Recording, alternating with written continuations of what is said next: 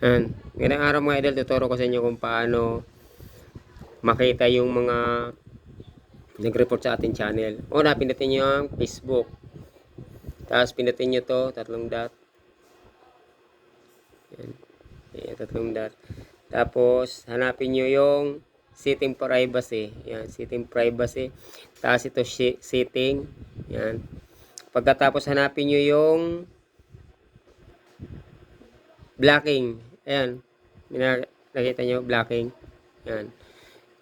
Blocking. Tapos, ito kasi nakikita na dito mga idol dahil nga ano. Pero pag hindi nyo makikita, pindutin nyo itong plus. I-search nyo, report me. Report me. Ayan. Sa akin, hindi na nalabas ng ganyan. Ay, hindi na siya lalabas dyan kasi na-delete ko na siya dyan. Ayan o. Kaya dito mo siya makikita na. May nakalagay na siya na unblock. Tapos, ang gagawin nyo lang, ano yan, gaganyanin nyo lang, pipindutin nyo. Tapos, block. Tapos, kasi naka-unblock na yan. Tapos, magaganito siya. Mag-iikot siya dyan. Pindutin nyo ulit din para matanggal. Mabilis lang yun matanggal mga idol. Madali lang pong sundan. Yan, kasi ito, naka-unblock na po yan. Wala na yan. Makakalilinis ko lang ng channel ko ngayon. Yan, sana may natutunan kayo mga idol.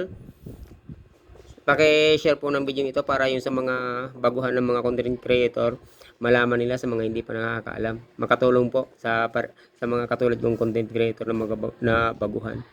Yan, maraming salamat po sa panonood yung mga idol. Salamat po sa mga sumusuporta talaga.